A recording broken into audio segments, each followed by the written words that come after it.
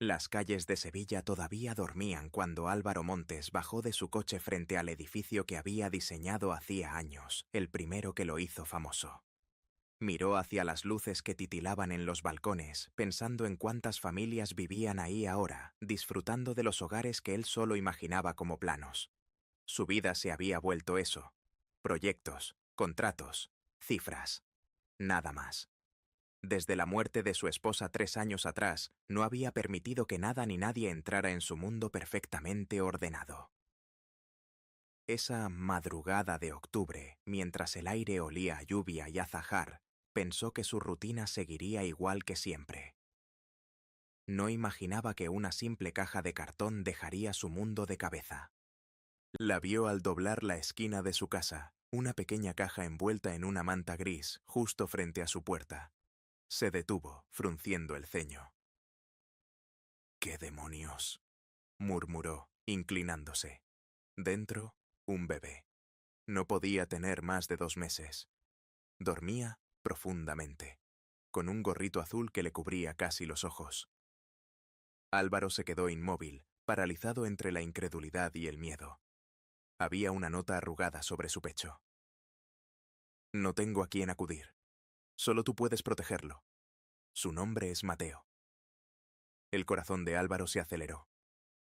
«¿Solo yo?», repitió en voz baja. Nadie sabía nada de su vida privada. Nadie tenía motivos para dejarle un niño. Miró a su alrededor. La calle vacía. El silencio roto solo por el canto de un gorrión. Llevó la caja dentro, con torpeza, como quien sostiene dinamita. El bebé se movió un poco, emitiendo un sonido tan pequeño que le estrujó el pecho. Álvaro dejó la caja sobre el sofá, caminando de un lado a otro. «¿Qué se supone que debo hacer contigo?», susurró. El llanto del bebé fue la única respuesta. Casi por instinto, Álvaro tomó su teléfono y marcó a la policía, pero se detuvo antes de oprimir el botón de llamada. No sabía por qué, pero algo dentro de él le impedía entregar a ese niño como si fuera un objeto perdido. Quizás era la forma en que se aferraba a la manta, o el calorcito que aún desprendía su pequeño cuerpo. Tocaron la puerta. Era la vecina del tercero, Lucía Herrera, una joven que a veces le dejaba flores secas en el buzón para darle vida al cemento, decía ella. «Perdón, señor Montes», dijo, algo agitada. «Vi una sombra frente a su casa y me preocupé. ¿Todo está bien?». Álvaro dudó un instante, pero terminó por abrir del todo la puerta. Lucía miró la caja, luego a él, y sus ojos se agrandaron. «¿Es un bebé?». Álvaro asintió. «Lo dejaron en mi puerta. No tengo idea de quién lo hizo». Lucía se acercó lentamente, con la delicadeza de quien se aproxima a un milagro o a una bomba. Cuando el bebé se movió y abrió los ojos, 2 enormes pozos color miel, ella soltó un suspiro. «Dios, es precioso». Y sin pensarlo, lo tomó en brazos. Sus movimientos eran seguros, casi instintivos. Álvaro no dijo nada. Solo observó cómo esa chica, a quien apenas conocía, calmaba en segundos al niño que a él le había hecho sentir pánico. «Parece que te reconoce», murmuró. Lucía sonrió débilmente, pero no respondió. Su mirada se perdió en el rostro del pequeño como si hubiera visto un fantasma. «¿Qué vas a hacer con él?», preguntó, sin levantar la vista. Álvaro respiró hondo. «No lo sé, pero no puedo dejarlo así». Lucía lo miró entonces, y en su mirada había algo más que compasión. Había historia. Lucía se ofreció a quedarse un rato, y Álvaro, aunque dudó, aceptó. Mientras ella preparaba un biberón improvisado con leche tibia y una botella pequeña, él observaba en silencio. No recordaba la última vez que alguien se movió por su casa con tanta naturalidad. Su hogar siempre había sido un museo de orden, muebles de líneas rectas, colores fríos, ningún ruido fuera de lugar. Pero esa mañana, con los suaves murmullos de Lucía y el sonido de un bebé mamando, algo cambió. «Tienes práctica», dijo Álvaro, intentando sonar casual.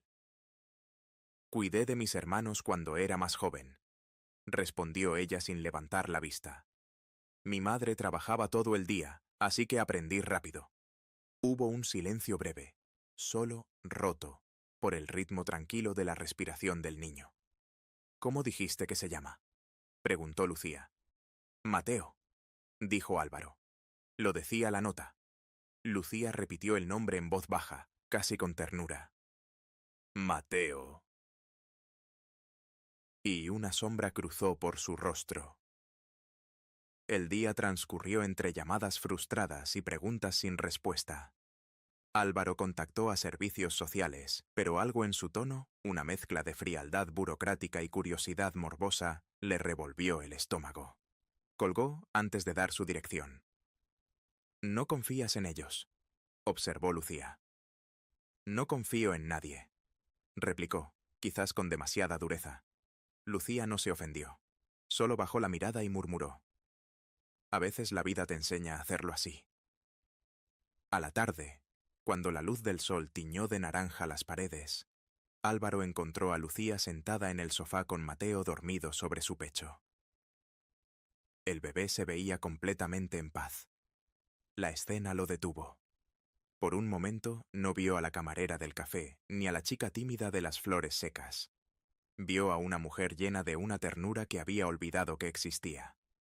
Deberías descansar, dijo él, tratando de sonar más distante de lo que sentía. Puedo quedarme esta noche, si quiere, dijo ella sin dudar. Solo por si llora o necesita comer. Álvaro quiso negarse, pero algo lo frenó. Tal vez el miedo, tal vez el alivio de no estar solo en esa locura. Está bien, cedió al fin. Pero solo esta noche. Lucía asintió, sonriendo. Solo esta noche. Sin embargo, cuando Álvaro se despertó a las 3 de la madrugada, la escena que vio hizo que esa promesa perdiera sentido. Lucía estaba sentada junto a la cuna improvisada, con el cabello suelto, cantando en voz baja una melodía casi infantil. Mateo la miraba, fascinado. Había una conexión entre ellos que no se podía explicar con lógica. ¿De dónde conoces esa canción?, preguntó Álvaro desde la puerta. Lucía se sobresaltó, pero sonrió con suavidad. Mi madre solía cantarla. Pausa breve. Aunque también es la que yo le cantaba a alguien hace tiempo. Álvaro frunció el ceño. ¿A alguien? Ella se levantó despacio, evitando su mirada. A un niño que ya no está conmigo. Su voz fue apenas un hilo. No quiero hablar de eso. El silencio cayó pesado, pero Álvaro no insistió. A la mañana siguiente, cuando bajó a la cocina, encontró a Lucía preparando café. Mateo dormía tranquilo en una cesta de mimbre que ella había adornado con una manta limpia. Tienes buen gusto para los milagros, dijo él con una sonrisa apenas perceptible. Lucía lo miró, confundida. ¿Milagros? Sí. Álvaro tomó un sorbo de café. Algunos llegan en cajas de cartón. Ella rió suavemente, y esa risa, tan honesta, tan viva, le recordó lo que era sentirse humano. Pasaron los días, y lo que empezó como una situación temporal se convirtió en una rutina imposible de romper. Lucía llegaba cada mañana al amanecer, y muchas veces se quedaba hasta que las luces de la ciudad se reflejaban en los ventanales. Álvaro intentaba convencerla de descansar, pero ella siempre encontraba una excusa. Solo hasta que se duerma, decía. Solo hasta que deje de toser. Y luego amanecía otra vez. Álvaro descubrió que podía perder horas observando cómo ella cuidaba a Mateo. Había una naturalidad en sus gestos, una dulzura que no podía fingirse. Cuando el bebé sonreía al verla, él sentía una punzada de algo nuevo, algo parecido a esperanza. Una tarde lluviosa, mientras el cielo descargaba su melancolía sobre Sevilla, Lucía dejó caer sin querer una carpeta del despacho. Los papeles se esparcieron por el suelo. Álvaro se agachó para ayudarla, y entre los documentos cayó una fotografía. Era una ecografía. ¿Qué es esto?, preguntó sin pensar. Lucía palideció. Se agachó de golpe para recogerla, pero Álvaro ya la había visto. No es lo que parece, susurró, la voz temblorosa. Entonces explícame, pidió él, con un tono más suave de lo que pretendía. Lucía respiró hondo, sosteniendo la foto entre sus dedos. Hace un año, comenzó, y cada palabra parecía pesarle. Tuve un bebé. No estaba preparada. No tenía trabajo ni familia. Su padre desapareció en cuanto lo supo. Intenté criarlo sola, pero se enfermó. No podía pagar el hospital. Sus ojos se llenaron de lágrimas. Lo dejé en una iglesia con una nota. Que alguien lo cuide. Álvaro sintió un escalofrío. ¿Estás diciendo que Mateo? Lucía asintió lentamente. Sí, Mateo es mi hijo. El silencio que siguió fue tan denso que se podía oír la lluvia golpear los cristales. Álvaro apartó la mirada, procesando la revelación. ¿Y por qué mi puerta?, preguntó al fin. Lucía tragó saliva. Porque lo vi una vez, dijo en voz baja. Gong, po. Caminaba frente a su casa, con el cochecito, sin saber qué hacer, y lo vi ayudar a un anciano a cruzar la calle bajo la lluvia. No me conocía, pero algo me dijo que usted haría lo correcto. Álvaro la miró con una mezcla de asombro y dolor. Quiso enfadarse, pero no pudo. En lugar de eso, se acercó y apoyó una mano sobre su hombro. Has vivido un infierno, Lucía, pero nunca fue tarde para volver. Ella rompió a llorar, con un llanto que parecía contener un año entero de culpa. Álvaro la abrazó sin pensarlo. Mateo, como si entendiera, se agitó en su cuna y balbuceó algo parecido a un suspiro. Los días siguientes fueron una mezcla de lágrimas, explicaciones y decisiones difíciles. Álvaro la ayudó a iniciar el proceso legal para recuperar la custodia. Mientras tanto, siguieron cuidando juntos de Mateo, como si el tiempo les estuviera concediendo una segunda oportunidad. Una noche, mientras Lucía arropaba al niño, Álvaro se apoyó en la puerta. ¿Sabes? Creo que él te reconoció desde el primer día. Ella lo miró sorprendida. No dejaba de mirarte, como si supiera que era donde pertenecía. Lucía sonrió, acariciando la cabeza de Mateo. Tal vez los niños sienten lo que nosotros olvidamos. Álvaro dio un paso hacia ella. Y tal vez los adultos también merecemos una segunda oportunidad, dijo, con una voz más íntima. Ella levantó la vista y por un momento ninguno de los dos habló. La casa estaba en silencio, salvo por la respiración tranquila de Mateo.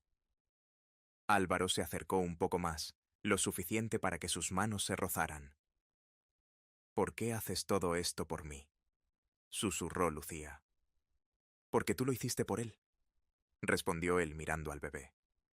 Y porque gracias a los dos recordé lo que era tener corazón. Lucía lo miró, y en sus ojos había gratitud, miedo y una chispa de esperanza. No merezco perdón, dijo. No necesitas perdón, contestó Álvaro. Solo amor. El tiempo pasó. Mateo creció y los tres formaron una familia silenciosa, sin títulos ni promesas vacías.